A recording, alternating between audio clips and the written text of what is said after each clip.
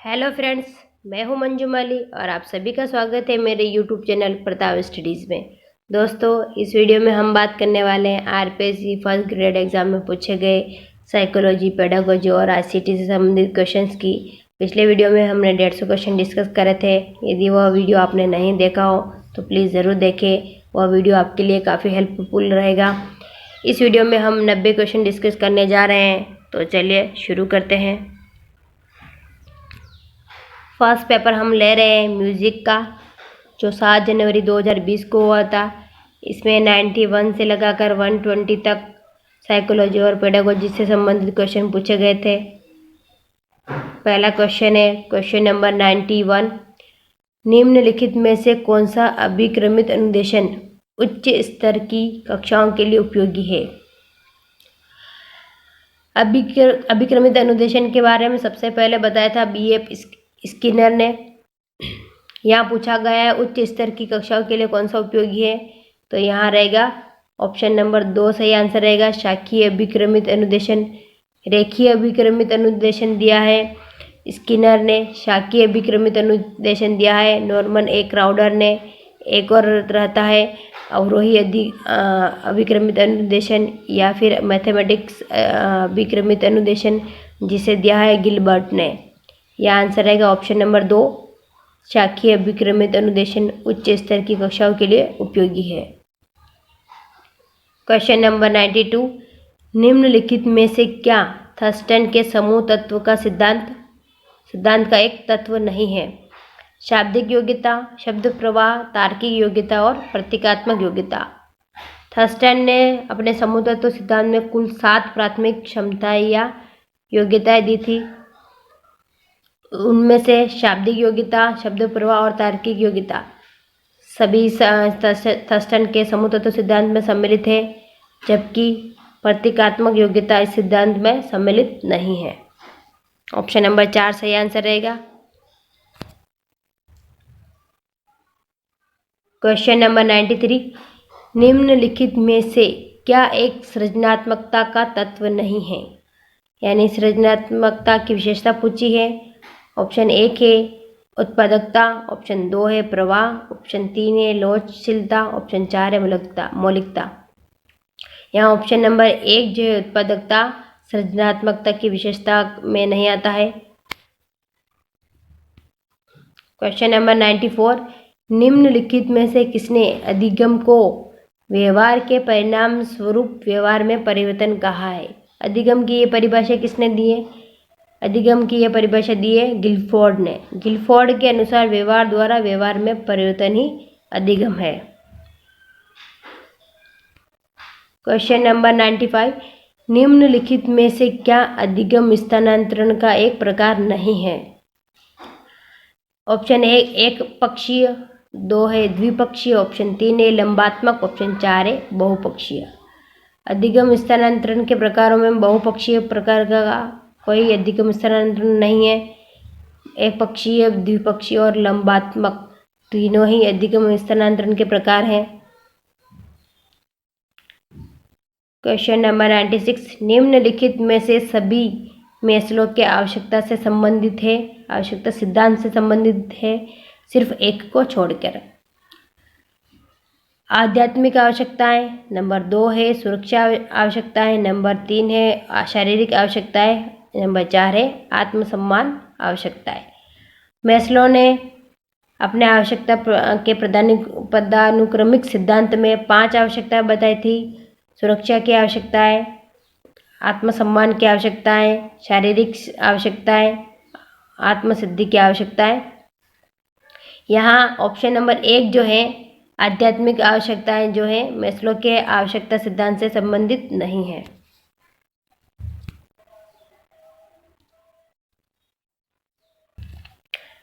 ये है मैस्लो का आवश्यकता का पदानुक्रमिक सिद्धांत। सबसे नीचे जो है शारीरिक आवश्यकता है, उसके बाद है सुरक्षा की आवश्यकताएं, तीसरा है प्यार एवं संबंधों की आवश्यकताएं, चौथा है आत्मसम्मान की आवश्यकताएं, सबसे ऊपर की आवश्यकता है सबसे आत्मबोध या आत्मसिद्धि की आवश्यकता है।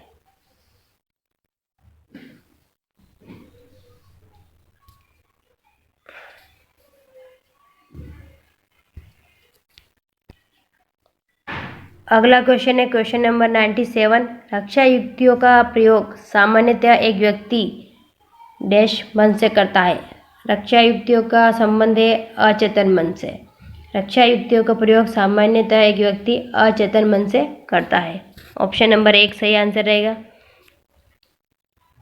Question number 98। निम्नलिखित में से कौन सा सिद्धांत सहयोगी अधिगम विधि के विकास में सहायक रहा है? निर्माणवाद, नंबर 2 है व्यवहारवाद, नंबर 3 ऑप्शन है संज्ञानवाद, नंबर 4 है उपरोक्त सभी। इसका आंसर रहेगा ऑप्शन नंबर 1 निर्माणवाद। निर्माणवाद सहयोगी अधिगम विधि के विकास में सहायक रहा है। निर्माणवाद में बालक अपने अनुभूति द्वारा ज्ञान एवं समझ का विकास करता है। Question number 99। स्कैफोल्डिंग निम्नलिखित में से किस संज्ञानात्मक विकास से संबंधित है? स्कैफोल्डिंग का संबंध है वाइगोस्की से। वाइगोस्की ने ZPD का सिद्धांत दिया था, जिसे समीपस्थ विकास का सिद्धांत भी कहते हैं। स्कैफोल्डिंग का अर्थ होता है वयस्क या प्रौढ़ द्वारा बालक की सहायता करना, जिससे बालक अपने ज्ञान का विकास करता है। Question number 100। निम्नलिखित में से किसने सर्वप्रथम यह बताया कि व्यक्ति चिंताओं से बचने के लिए रक्षा युक्तियों का उपयोग करता है? रक्षा युक्तियों के बारे में सबसे पहले बताया था सिगमंड फ्रायड ने। ऑप्शन नंबर 3 सही आंसर रहेगा।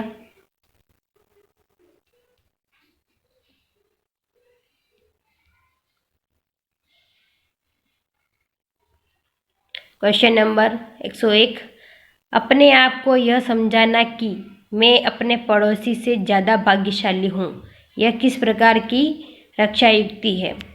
इसका आंसर है ऑप्शन नंबर 3 प्रक्षेपण।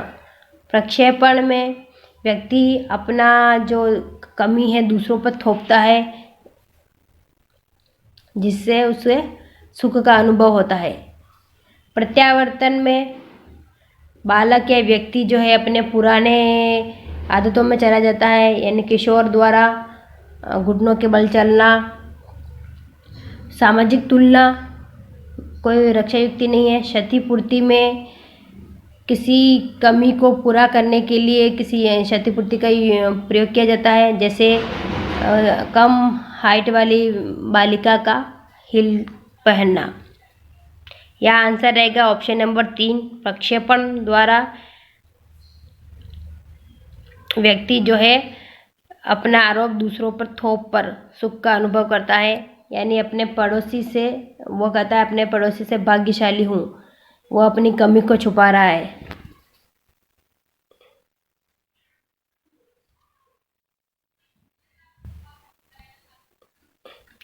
Question number 102।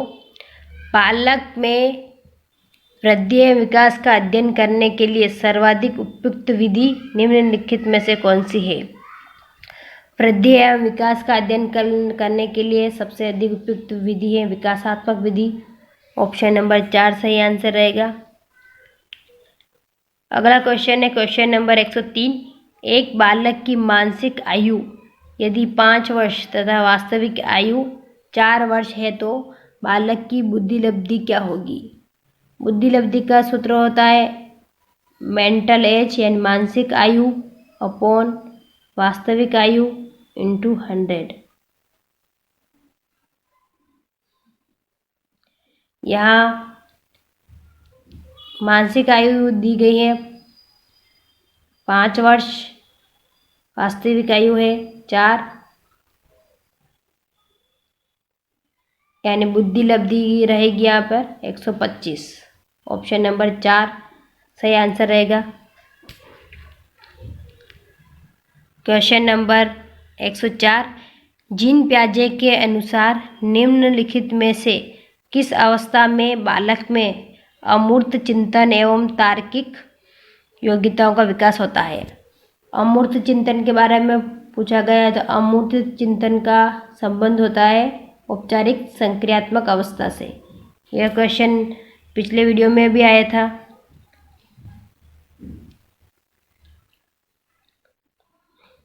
क्वेश्चन नंबर 105, शोधन निम्नलिखित में से क्या है?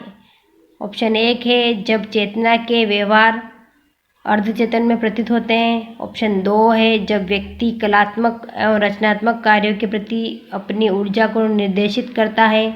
ऑप्शन 3 है जब व्यक्ति तनाव उत्पन्न करने वाले कारणों को नहीं सोचने का प्रयास करता है। ऑप्शन 4 है उपरोक्त में से कोई नहीं। शोधन या सब्लिमेशन, इसका आंसर रहेगा ऑप्शन नंबर 2, जब व्यक्ति कलात्मक एवं रचनात्मक कार्यों के प्रति अपनी ऊर्जा को निर्देशित करता है, यही शोधन है या उदात्तीकरण भी कहते हैं इसे। किसी व्यक्ति का प्रेम में हारने के बाद कवि बन जाना उदात्तीकरण या शोधन का ही उदाहरण है।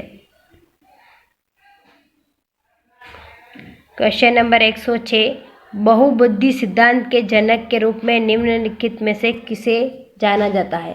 बहुबुद्धि का सिद्धांत दिया था एच गार्डनर ने।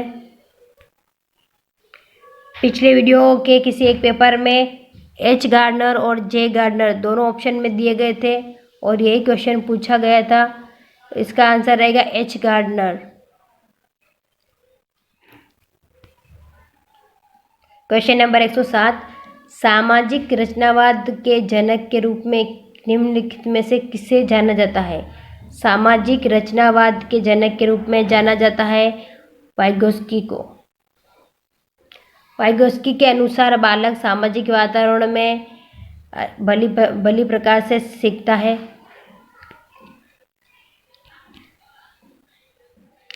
क्वेश्चन नंबर 108, शिक्षण के अग्रिम संगठक प्रतिमान के प्रवर्तक है।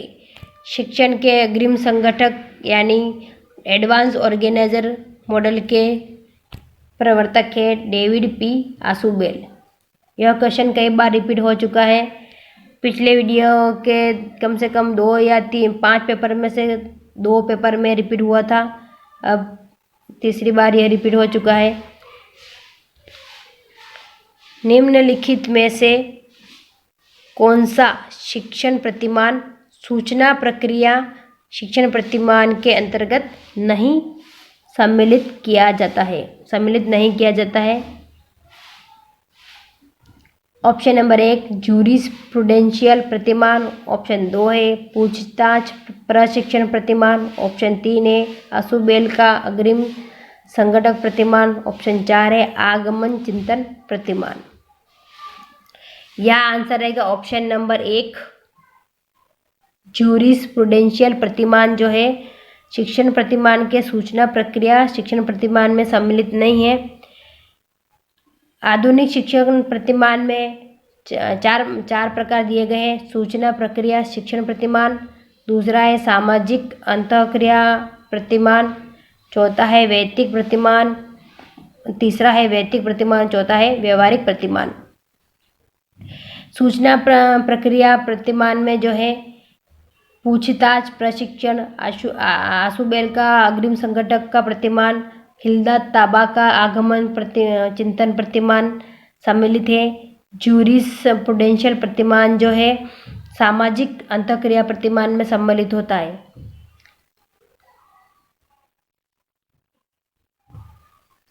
जूरिस्प्रूडेंशियल प्रतिमान के प्रवर्तक डोनाल्ड ओलिवर और जेम्स पी शेवर थे। पूछताछ प्रशिक्षण प्रतिमान सचमैन ने दिया। डेविड पी आशुबेल ने अग्रिम संगठक का सिद्धांत और आगमन चिंतन प्रतिमान दिया है हिल्दा ताबा ने। क्वेश्चन नंबर 110, निम्नलिखित में से कौन सा शिक्षण प्रतिमानों का एक तत्व नहीं है? संरचना, सामाजिक प्रणाली और मूल्यांकन प्रणाली, ये तीनों ही शिक्षण प्रतिमानों के तत्व हैं, जबकि सामग्रिक प्रणाली जो है सूचना शिक्षण प्रतिमानों का तत्व नहीं है। बार बार सूचना निकल रहा है। क्वेश्चन नंबर 111, निम्नलिखित में से क्या श्रव्य दृश्य शिक्षण सामग्री नहीं है? सिनेमा श्रव्य दृश्य सामग्री है, टेलीविज़न भी है, ड्रामा भी श्रव्य दृश्य सामग्री है, जबकि टेप रिकॉर्डर जो है सिर्फ श्रव्य सामग्री है।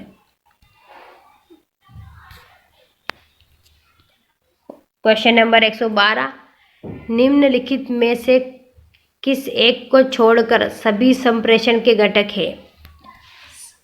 संप्रेषण के घटकों में संदेश आता है, संप्रेषण का माध्यम आता है और संकेत भी आता है। संप्रेषण में मूल्यांकन नहीं आता है। ऑप्शन नंबर 4 सही आंसर रहेगा। क्वेश्चन नंबर 113, कंप्यूटर सहायक अधिगम निम्नलिखित में से किस प्रकार अधिगमकर्ता के लिए सहायक है? ऑप्शन 1 है वह अपनी गति तथा आवश्यकता के अनुसार सीखता है, सही है। ऑप्शन 2 है कठिन समस्याओं का समाधान करना सीखता है, ये भी सही है। वह नवीन ज्ञान आसानी से प्राप्त करता है, ये भी सही है। इसका आंसर रहेगा ऑप्शन नंबर 4 उपरोक्त सभी।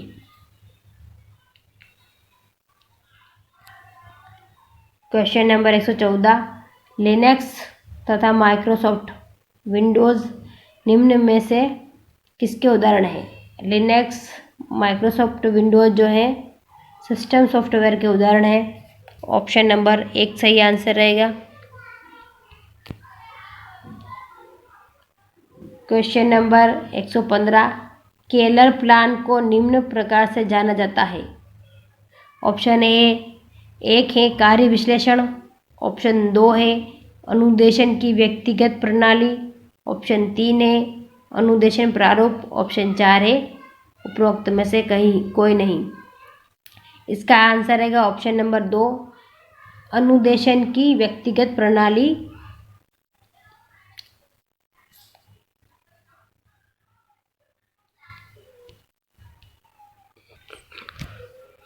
केलर प्लान में बालक की भूमिका मुख्य होती है तथा बालक अपने शिक्षण की व्यवस्था स्वयं करता है। क्वेश्चन नंबर 116,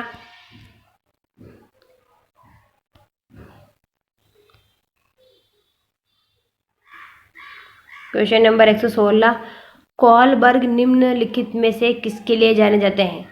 कोहलबर्ग जाने जाते हैं अपने नैतिक विकास के सिद्धांत के कारण। नैतिक विकास का सिद्धांत पियाजे ने भी दिया है। क्वेश्चन नंबर 117, पावलोव द्वारा निम्नलिखित में से किस अधिगम सिद्धांत का प्रतिपादन किया गया? पावलोव ने दिया था शास्त्रीय अनुबंधन का सिद्धांत, जिसे क्लासिकल थ्योरी भी कहते हैं। प्रयास एवं त्रुटि का सिद्धांत थार्नडाइक ने दिया था। क्रिया प्रसूत अनुबंधन का सिद्धांत स्किनर ने, और सूझ का सिद्धांत कोहलर और कोफका ने दिया। क्वेश्चन नंबर 118, निम्नलिखित में से कौन सा सुपर द्वारा प्रस्तावित रुचि का प्रकार नहीं है? सुपर ने 4 प्रकार की रुचियां बताई थी। अभिव्यक्त रुचियां, आंकलित रुचियां, सूचित रुचियां और प्रदर्शित रुचियां। स्थिति परक प्रकार की कोई उन्होंने रुचि का प्रकार नहीं दिया था। ऑप्शन नंबर 4 यहाँ सही आंसर रहेगा।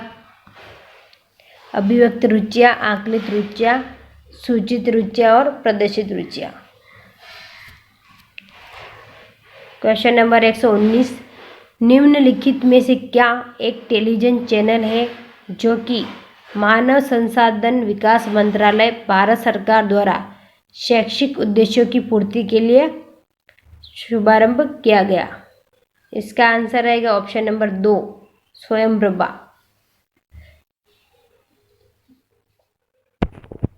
इसमें 32 चैनल प्रसारित किए जाते हैं जो शैक्षिक तकनीकी से संबंधित यानी शैक्षणिक उद्देश्यों की प्राप्ति के लिए शुरू किए गए हैं।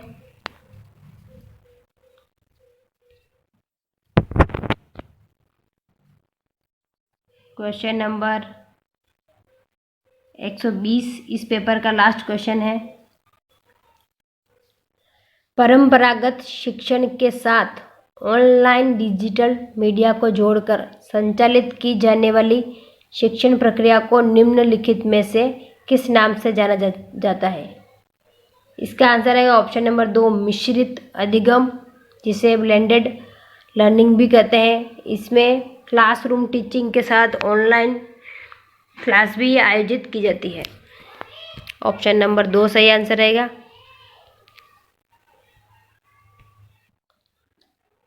दूसरा पेपर हम ले रहे हैं इकोनॉमिक्स का, जो हुआ था 8 जनवरी 2020 को।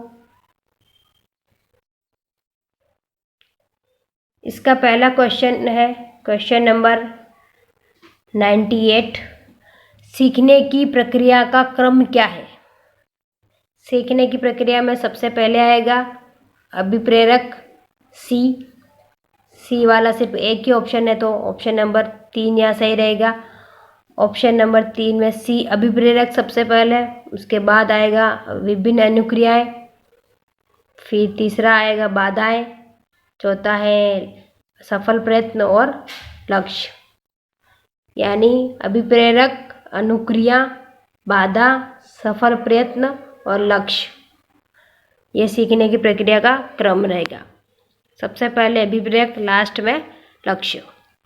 ऑप्शन नंबर 3 सही आंसर रहेगा। Question number 99। अधिगम में कौन सी प्रक्रिया सम्मिलित नहीं है? अधिगम में कौन सी प्रक्रिया नहीं है?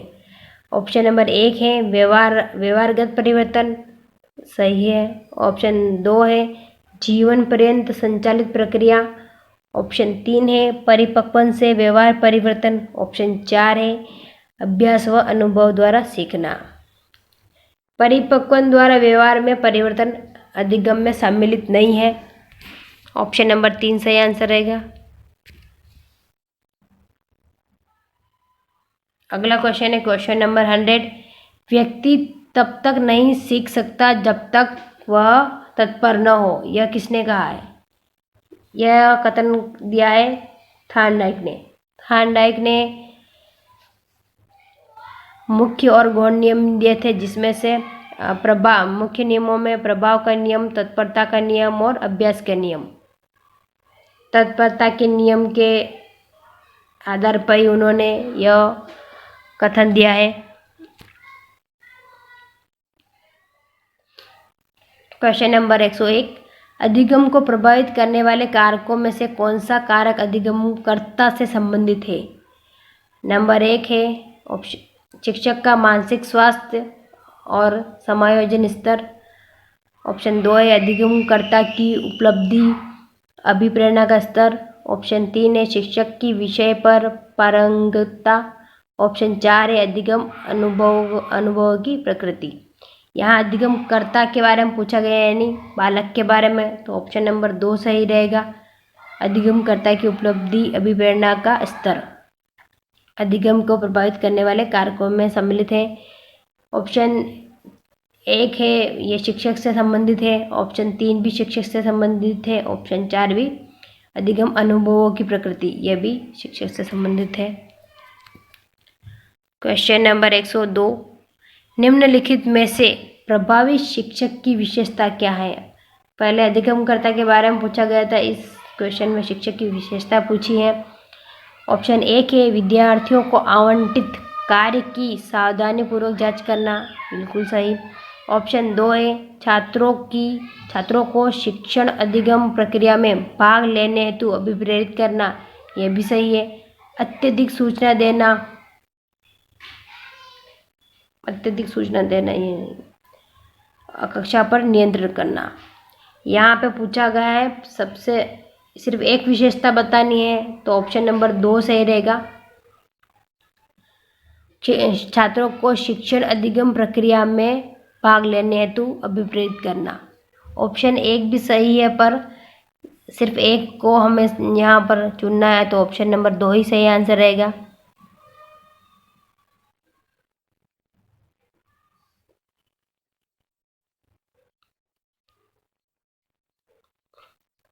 Question number 103। संवेदना ज्ञान की पहली सीढ़ी है, यह विकास कौन सा है? इसका आंसर रहेगा ऑप्शन नंबर 2 मानसिक विकास। संवेदना ज्ञान की पहली सीढ़ी है, यहाँ पर संवेगात्मक विकास इसका आंसर नहीं रहेगा, ये ध्यान रखिएगा।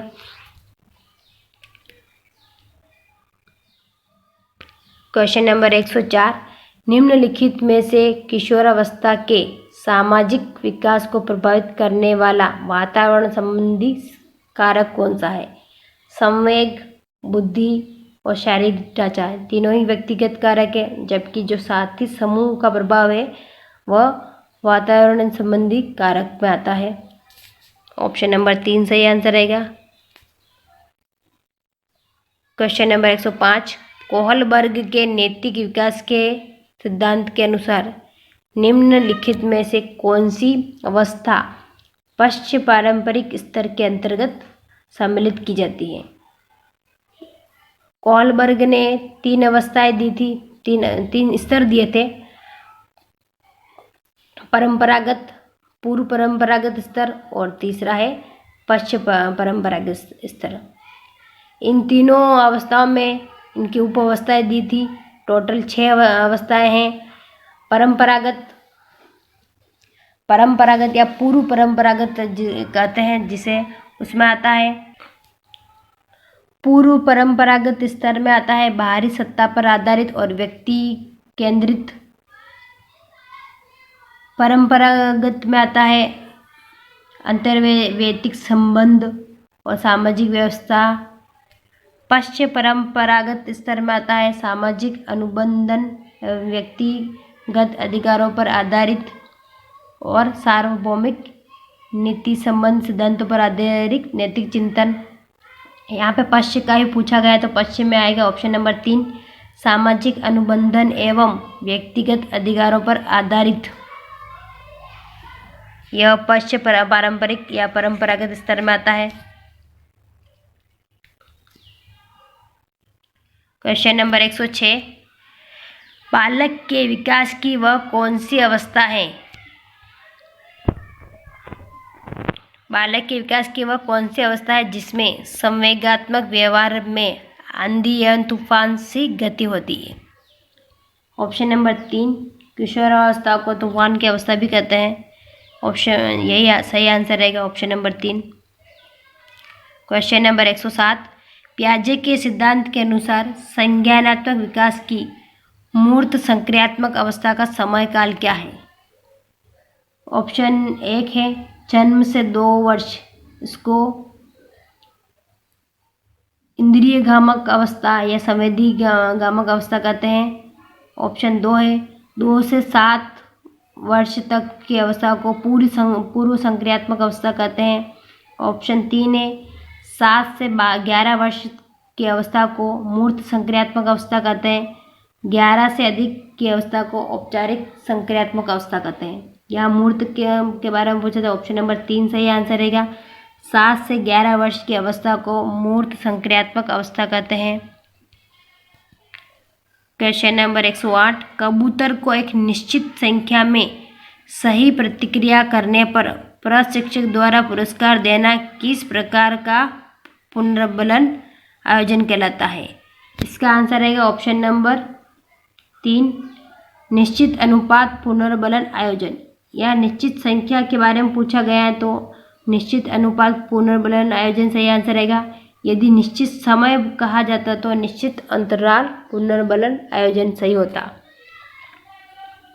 क्वेश्चन नंबर 109, अधिगम के व्यवहारवादी सिद्धांत के समर्थक है?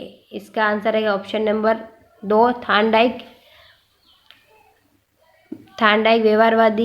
व्यवहारवादी थे। कोहलर समग्रवादी सिद्धांत में आते हैं। पियाजे संज्ञानात्मक सिद्धांत, ब्रूनर निर्मितिवाद सिद्धांत से संबंधित है। क्वेश्चन नंबर 110, निम्नलिखित में से कौन सा युग्म सही है? सक्रिय अनुबंधन का सिद्धांत स्किनर, अंतर्दृष्टि अधिगम का सिद्धांत लेविन, मानवतावादी अधिगम सिद्धांत कोहलर, संज्ञानवादी सिद्धांत मैस्लो। इसका आंसर रहेगा ऑप्शन नंबर 1। ऑप्शन नंबर 1 ही सही रहेगा। सक्रिय अनुबंधन सिद्धांत स्किनर ने दिया था। अंतर्दृष्टि का सिद्धांत कोहलर ने दिया था। लेविन ने छत्र सिद्धांत दिया था। मानवतावादी अधिगम सिद्धांत मैस्लो ने दिया था। संज्ञानवादी सिद्धांत पियाजे ने दिया था। ऑप्शन नंबर 1 सही रहेगा। क्वेश्चन नंबर 111, गेने के अनुसार सीखने का सबसे उच्च स्तर कौन सा है? गेने ने सीखने के यानी अधिगम के 8 स्तर बताए हैं। सबसे पहला है संकेत अधिगम, दूसरा है उद्दीपक अनुक्रिया, तीसरा श्रृंखला अधिगम, चौथा शाब्दिक अधिगम, पांचवा विभेद अधिगम, छठा संप्रत्य अधिगम, सातवां सिद्धांत अधिगम, आठवां है समस्या अधिगम। यह आरोही क्रम में है, तो सबसे जो ऊपर है उच्च स्तर है वो आता है समस्या समाधान अधिगम। सबसे उच्च स्तर का अधिगम है। ऑप्शन नंबर 2 सही आंसर रहेगा। क्वेश्चन नंबर 112, निम्नलिखित में से कौन सी अधिगम की विशेषता नहीं है? अधिगम जीवन पर्यंत चलने वाली सतत प्रक्रिया है, बिल्कुल सही। अधिगम एक सार्वभौमिक प्रक्रिया है, ये भी सही है। अधिगम उचित समायोजन में सहायक है, ये भी सही है। ऑप्शन 4 है अधिगम मात्र नवीन ज्ञान का अर्जन है, ये गलत है। ऑप्शन 4 गलत कथन है। अधिगम मात्र नवीन ज्ञान का अर्जन करना ही नहीं होता है। क्वेश्चन नंबर 113, समायोजन की प्रक्रिया में कौन सा लक्षण पाया जाता है? समायोजन में संवेगात्मक अस्थिरता नहीं पाई जाती है, कुंठा भी नहीं पाई जाती है, तनाव भी नहीं पाया जाता है। समायोजन का लक्षण क्या रहेगा? साहसी एवं समस्या समाधान युक्त व्यवहार जो है समायोजन की प्रक्रिया का लक्षण है। ऑप्शन नंबर 4 सही आंसर रहेगा। अगला क्वेश्चन है क्वेश्चन नंबर 114, मानसिक स्वास्थ्य वास्तविकता के धरातल पर वातावरण से पर्याप्त सामंजस्य करने की योग्यता है। प्रस्तुत परिभाषा किस मनोवैज्ञानिक द्वारा दी गई? मानसिक स्वास्थ्य की यह परिभाषा दी है लेडेल ने। Option number 1। क्वेश्चन नंबर 115, संवेगात्मक बुद्धि पद का प्रयोग सर्वप्रथम अमेरिकन मनोवैज्ञानिक डॉक्टर पीटर साल्वे एवं जॉन डी मेयर द्वारा किस वर्ष में किया गया था? संवेगात्मक बुद्धि का प्रयोग सबसे पहले 1990 में किया गया था। पीटर साल्वे और मेयर ने सबसे पहले इसकी अवधारणा दी, जबकि संवेगात्मक बुद्धि को जो प्रसिद्धि है डेनियल गोलमैन के कारण मिली है। अगला क्वेश्चन है क्वेश्चन नंबर 116, किशोर के मानसिक स्वास्थ्य को पोषित करने वाले निम्न कारकों में से कौन सा कारक नहीं है? मानसिक स्वास्थ्य के लिए नंबर 1 ऑप्शन है परिवार का शांतिपूर्ण वातावरण, बिल्कुल सही। पारिवारिक संघर्ष नहीं। शिक्षक का सहानुभूति पूर्ण व्यवहार। और ऑप्शन 4 है निर्देशन कार्यक्रम। यह कौन सा कारक नहीं है पूछा गया है, तो ऑप्शन नंबर 2 से रहेगा। पारिवारिक संघर्ष जो है किशोर के मानसिक स्वास्थ्य को पोषित करने के कारकों में नहीं आएगा। परिवार का शांतिपूर्ण वातावरण, शिक्षक का सहानुभूति व्यवहार और निर्देशन कार्यक्रम, ये सभी मानसिक स्वास्थ्य को पोषित करने में सहायक रहेंगे। क्वेश्चन नंबर 117, एक छात्र अर्धवार्षिक परीक्षा में प्रथम आने का लक्ष्य बनाता है, किंतु दूसरे छात्रों की प्रतियोगिता के कारण लक्ष्य को प्राप्त करने में असफल रहता है। इससे वह निराश न होकर वार्षिक परीक्षा में पर्याप्त ध्यान देकर अपने लक्ष्य को प्राप्त कर लेता है। यह स्थिति क्या कहलाती है? यह स्थिति कहलाती है समायोजन। अर्धवार्षिक परीक्षा में सफल न होने पर उसने पर्याप्त ध्यान दिया कि प्रतियोगिता बहुत ज़्यादा है, इसलिए उसने मेहनत भी ज़्यादा की।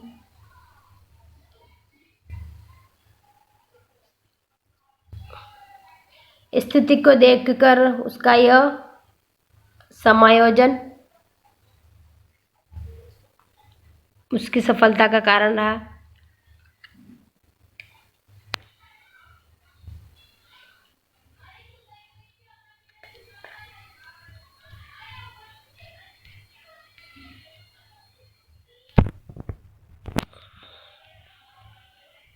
क्वेश्चन नंबर 118, सूचना प्रक्रिया से संबंधित शिक्षण प्रतिमान कौन सा है? ऑप्शन 1 है अनिर्देशित प्रतिमान, ऑप्शन 2 है सामाजिक अन्वेषण प्रतिमान, ऑप्शन 3 है मौलिक शिक्षण प्रतिमान, ऑप्शन 4 है संप्रत्य उपलब्धि प्रतिमान। इसका आंसर रहेगा ऑप्शन नंबर 4, संप्रत्य उपलब्धि प्रतिमान जो है सूचना प्रक्रिया से संबंधित प्रतिमानों में आता है। ऑप्शन 4 यहाँ सही आंसर रहेगा। संप्रत्य उपलब्धि प्रतिमान जो है ब्रूनर द्वारा दिया गया था। अगला क्वेश्चन है क्वेश्चन नंबर 119, शाखीय अभिक्रमित अनुदेशन के प्रणेता है, प्रस्तोता है। शाखीय अभिक्रमित अनुदेशन दिया है नॉर्मन ए क्राउडर ने, BF स्किनर ने रेखीय अभिक्रमित अनुदेशन दिया था, TF गिलबर्ट ने मैथमेटिक्स अनुदेशन दिया था, जे ब्रूनर ने निर्मितिवाद दिया था। ऑप्शन नंबर 4 ये सही आंसर रहेगा। क्वेश्चन नंबर 120, निम्नलिखित को सुमेलित कीजिए।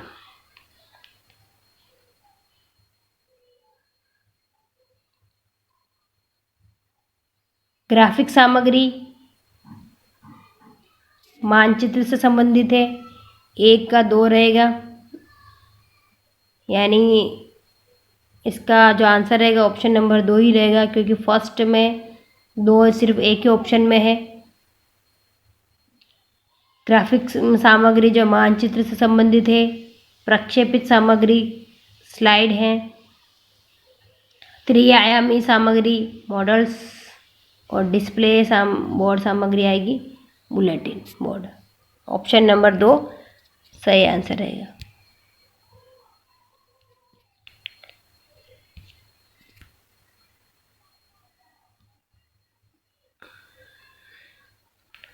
क्वेश्चन नंबर 121, कौन सा शिक्षण स्तर अन्य शिक्षण स्तरों को आधार प्रदान करता है? इसका आंसर रहेगा ऑप्शन नंबर 4, स्मृति स्तर का शिक्षण जो है अन्य शिक्षण स्तरों यानी चिंतन और बोध स्तरों को आधार प्रदान करता है। स्मृति स्तर दिया था हर्बर्ट ने, चिंतन स्तर दिया था हंट ने, बोध स्तर दिया था मॉरिसन ने। ऑप्शन नंबर 4 सही आंसर रहेगा। स्मृति स्तर हर्बर्ट द्वारा दिया गया। क्वेश्चन नंबर 122, जब व्यक्तियों का एक समूह आमने सामने एकत्रित होकर मौखिक अंतःक्रिया द्वारा सूचनाओं का आदान प्रदान करते हैं या किसी सामूहिक समस्या पर कोई निर्णय लेते हैं, क्या कहलाता है? इसका आंसर है ऑप्शन नंबर 3, दल परिचर्चा यानी पैनल डिस्कशन का यह परिभाषा दी गई है यहाँ पे। दल शिक्षण में एक से ज़्यादा शिक्षक जो है छात्रों के समूह को पढ़ाते हैं। परीक्षा उपागम जो है सचमैन द्वारा दिया गया है। वर्कशॉप प्रैक्टिकल नॉलेज से संबंधित है। क्वेश्चन नंबर 123, सरल मॉडल के रूप में संप्रेषण की सही प्रक्रिया है। संप्रेषण में सबसे पहले आता है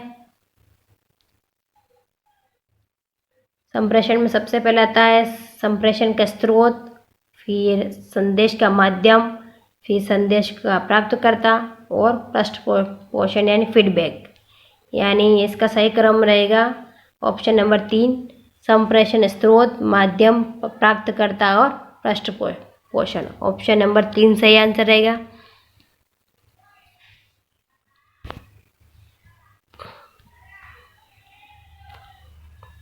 क्वेश्चन नंबर 124, निम्नलिखित में से कौन सा नॉन इम्पैक्ट प्रिंटर है? प्रिंटर के 2 प्रकार होते हैं, इम्पैक्ट और non impact printer. Non impact का मतलब होता है कागज़ और जो स्याही यानी वो जिससे छिड़कने वाला उसका हेड रहता है, दोनों संपर्क में रहते हैं, वो इम्पैक्ट। और नॉन इम्पैक्ट में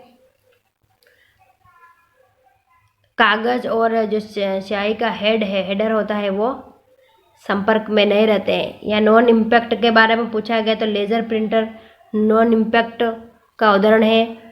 dot matrix, drum printer, Daisy wheel, ये तीनों ही इम्पैक्ट प्रिंटर के उदाहरण हैं। क्वेश्चन नंबर 125, ब्रॉडकास्टिंग नेटवर्क किसका उदाहरण है? इसका आंसर रहेगा option number 4, point two point topology. Star topology क्या होता है? इसमें एक कंप्यूटर बीच में, बाकी सारे कंप्यूटर इससे जुड़े होते हैं या स्टार शेप बनाते हैं, उसको स्टार टोपोलॉजी बोलते हैं नेटवर्क का।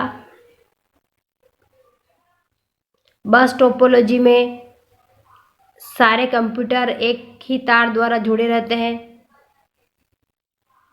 एक ही क्रम में, इस प्रकार का होता है बस टोपोलॉजी। ट्री टोपोलॉजी साफ नाम से समझ में आ रहा है, पेड़ की तरह इसकी आकृति रहती है। सारे जो कंप्यूटर या नेटवर्क रहते हैं एक पेड़ की तरह जुड़े होते हैं। यह ट्री टोपोलॉजी जो है बस और स्टार टोपोलॉजी का मिश्रण होती है। यहाँ ऑप्शन नंबर 4 सही आंसर रहेगा। Broadcasting point two point topology से संबंधित है, यानी उसका उदाहरण है। क्वेश्चन नंबर 126, निम्नलिखित में से कौन सा शिक्षण अधिगम प्रक्रिया से प्रत्यक्षतः संबंधित नहीं है? Option A CALT, option 2 CALT की फुल फॉर्म होती है computer assisted language teaching, CBL computer based learning, CAI computer assisted instruction, CMI computer managed instruction. यहाँ प्रत्यक्षतः संबंधित या डायरेक्ट कौन संबंधित नहीं होगा? Option number 2 CBL computer based learning जो है शिक्षण अधिगम प्रक्रिया में प्रत्यक्षतः संबंधित नहीं है।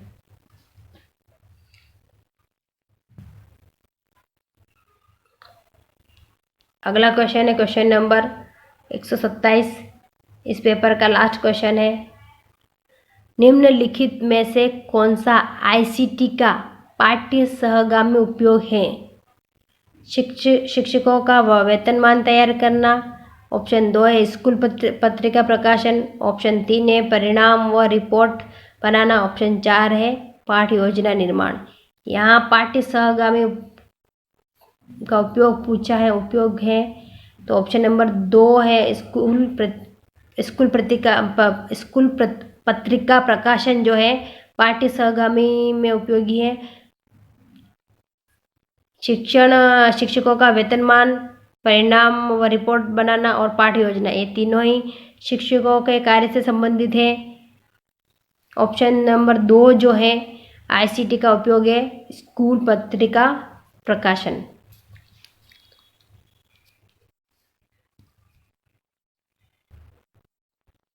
तो पेपर कंप्लीट हो चुके हैं, टोटल 60 क्वेश्चन हमने कर लिए हैं। तीसरा और आखिरी पेपर है ड्राइंग एंड पेंटिंग का, जो 13 जनवरी 2020 को हुआ था।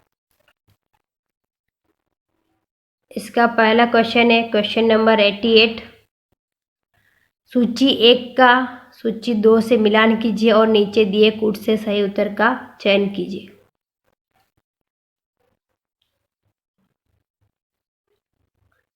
अनुबंधन का संबंध होता है व्यवहार से।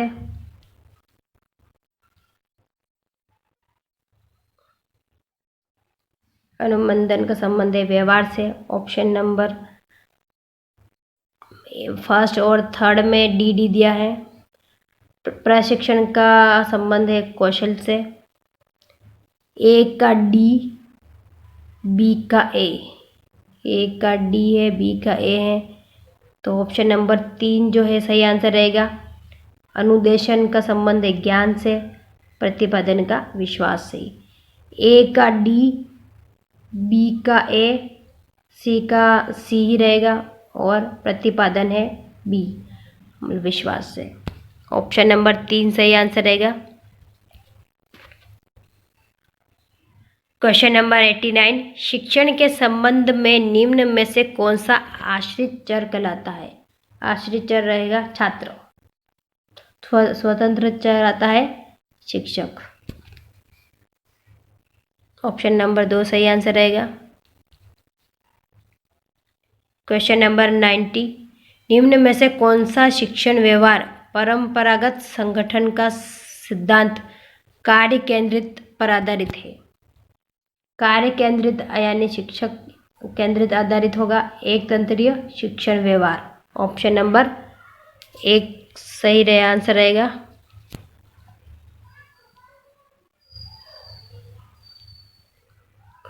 क्वेश्चन नंबर 91, ब्लूम के शैक्षिक उद्देश्यों के वर्गीकरण के अनुसार निम्न में से कौन सा वर्ग ज्ञानात्मक पक्ष का नहीं है? ब्लूम ने अपने ज्ञानात्मक उद्देश्यों में 6 दिए थे: ज्ञान, अवबोध, प्रयोग, विश्लेषण, संश्लेषण और मूल्यांकन। ऑप्शन नंबर 4 जो है संप्रतिकरण, ब्लूम के ज्ञानात्मक उद्देश्यों में नहीं आता है। क्वेश्चन नंबर 92, निम्नलिखित में से कौन सा शिक्षण उद्देश्य के संदर्भ में सही नहीं है? शिक्षण उद्देश्य के विशेषता पूछे तो इनका स्वरूप विशिष्ट होता है, बिल्कुल सही। ऑप्शन नंबर 2 है इनका मनोवैज्ञानिक आधार होता है, ये भी सही है। इनकी प्राप्ति लंबी अवधि में की जाती है। ऑप्शन 4 है इनकी सहायता से शैक्षिक उद्देश्यों की प्राप्ति की जाती है। ऑप्शन नंबर 3 यहाँ गलत कथन रहेगा। शिक्षण उद्देश्यों की प्राप्ति लंबी अवधि की नहीं होती है, छोटी अवधि की होती है। क्वेश्चन नंबर 93, निम्न में से कौन सा गुण किशोरावस्था का नहीं है? सामाजिक संबंधों एवं संपर्क में बढ़ोतरी होना, बिल्कुल सही। समूह के प्रति निष्ठावान होना, ये भी सही है। आत्म केंद्रित होना और तर्कशीलता का विकास। ऑप्शन नंबर 3 जो है गलत रहेगा। आत्म केंद्रित होना किशोरावस्था की विशेषता नहीं है। क्वेश्चन नंबर 94, वृद्धि एवं विकास के संदर्भ में निम्नलिखित में से कौन सा सही है? क्या सही है? ऑप्शन नंबर 1 है दोनों का प्रत्यक्ष रूप से मापन किया जा सकता है, ये सही है। वृद्धि एवं विकास जीवन पर्यंत चलते हैं, ये भी सही है। दोनों को देखा जा सकता है, दोनों एक दूसरे के पर्याय होते हैं। ऑप्शन नंबर 3 जो है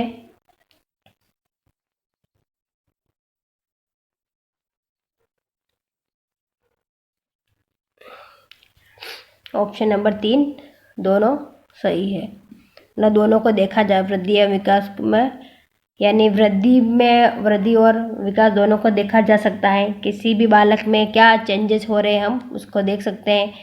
वृद्धि या विकास का प्रत्यक्ष रूप से मापन नहीं किया जा सकता है। दोनों जीवन पर्यंत विकास जीवन पर्यंत चलता है जबकि वृद्धि जीवन पर्यंत नहीं चलती है। दोनों एक दूसरे के पर्याय होते हैं, ये भी गलत है।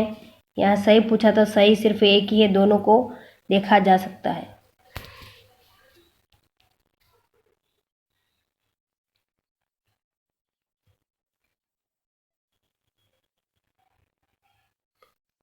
क्वेश्चन नंबर 95, किशोर द्वारा विद्यालय में अवांछित व्यवहार करने पर शिक्षक की निम्न में से कौन सी प्रतिक्रिया उपयुक्त है? ऑप्शन ए उसी समय टोका जाना चाहिए। ऑप्शन 2 है उसके साथियों के सामने सजा देनी चाहिए। ऑप्शन 3 है अवांछित व्यवहार के मूल कारण को हटाना चाहिए। ऑप्शन 4 है उसके अभिभावकों को तुरंत बुलाना चाहिए। इसका आंसर है ऑप्शन नंबर 3 जो है अवांछित व्यवहार के मूल कारण को हटाना चाहिए।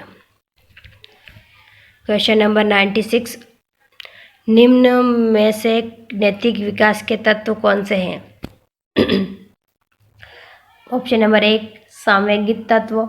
ऑप्शन 2 है व्यवहारात्मक तत्व।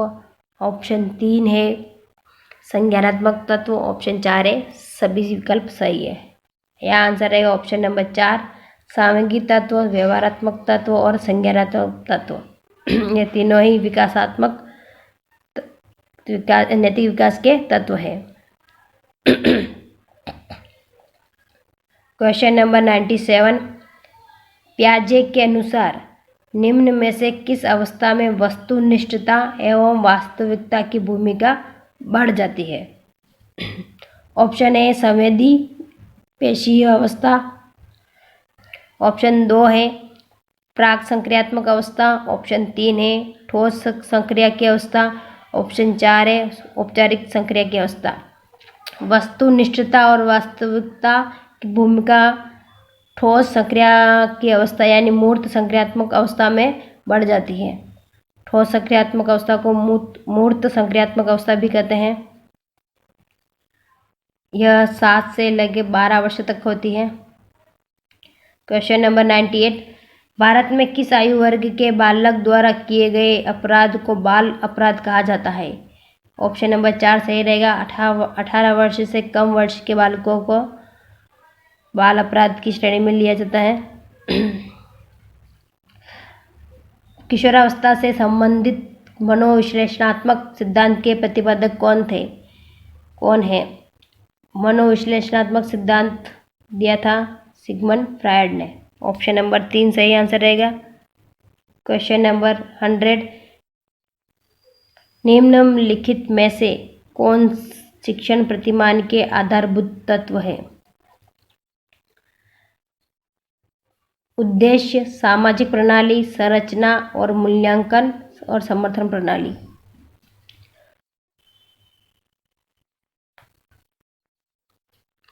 यहाँ क्रम एक, वैसे तो सारे ही आ जाते हैं पर इसमें क्रम के बारे में पूछा गया है तो उद्देश्य सबसे पहले आता है,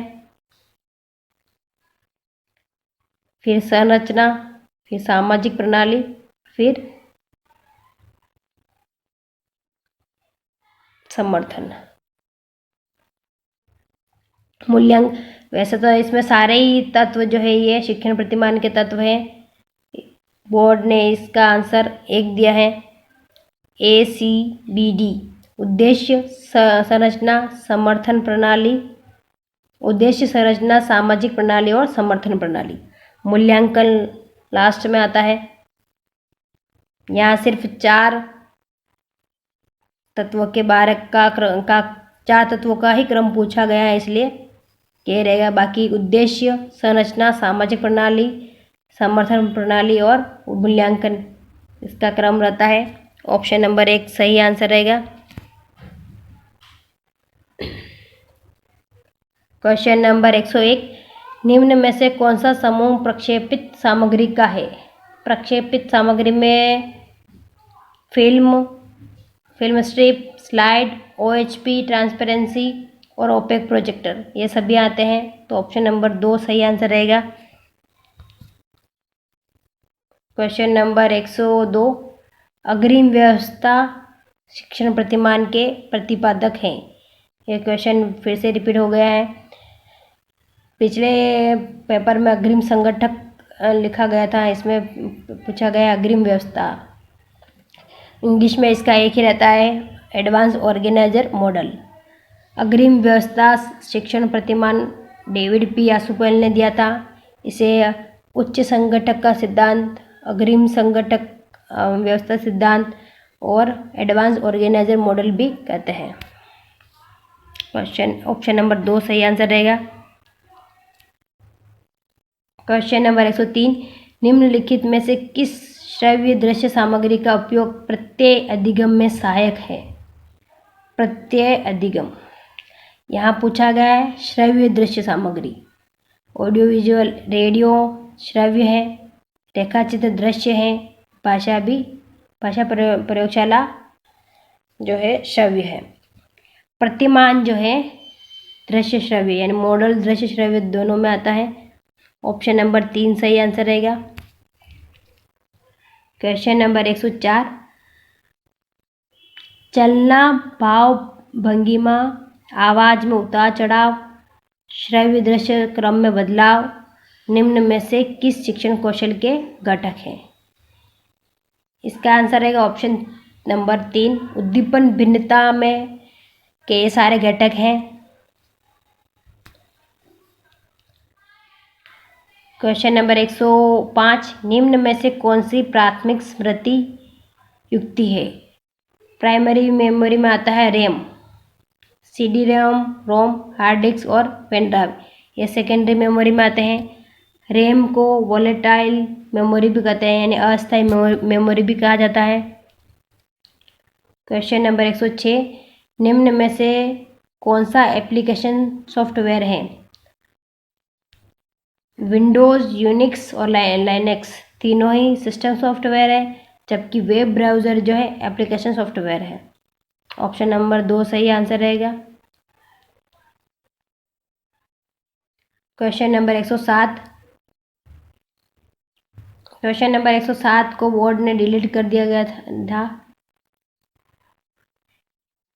क्योंकि इसके जो ऑप्शन है वह सही नहीं दिए गए थे। ड्रैगिंग जो होता है, मूव दी आइकन होता है, डी का ए एक में है। फिर डबल क्लिक यानी ओपन समथिंग होना चाहिए या सी होना चाहिए। पहले दो सही मिलान है। लेफ्ट क्लिक जो है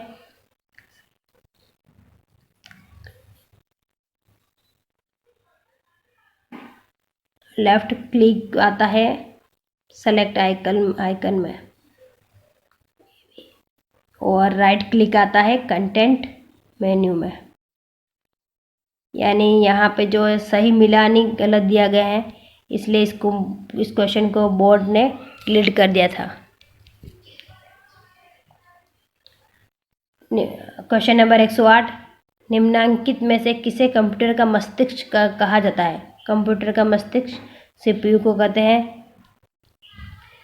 निम्न में से कौन सा एप्लीकेशन सॉफ्टवेयर नहीं है?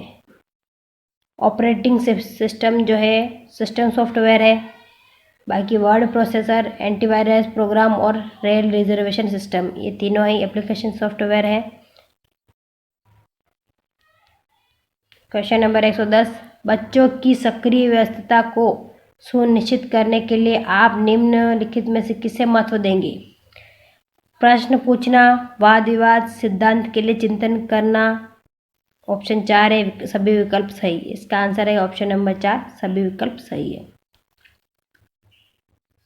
क्वेश्चन नंबर 111, निम्नलिखित में से कौन सी प्रक्रिया दर्शाती है कि कक्षा में रचनात्मक अधिगम की परिस्थितियां बनी हैं?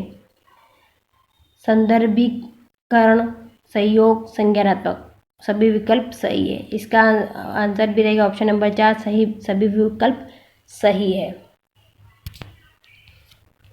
क्वेश्चन नंबर 112, शिक्षाविद जो रचनावादी दृष्टिकोण स्वीकार नहीं करते हैं। रचनावादी दृष्टिकोण को कौन स्वीकार नहीं करता है? जेबी वाटसन व्यवहारवाद को स्वीकार करते हैं। जीन पियाजे, जेरोम ब्रूनर और वाइगोस्की तीनों ही रचनावाद दृष्टिकोण से संबंधित हैं।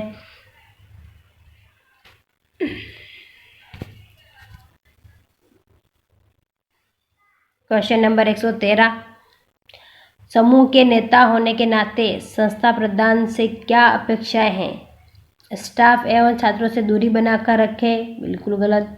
प्रबंध मंडल को प्रसन्न रखे, ये भी सही नहीं है। संस्था के वांछित उद्देश्यों को प्राप्ति में सहायक हो। ऑप्शन 4 है निरंकुश की तरह कार्य करे। ऑप्शन नंबर 3 यहाँ सही आंसर रहेगा।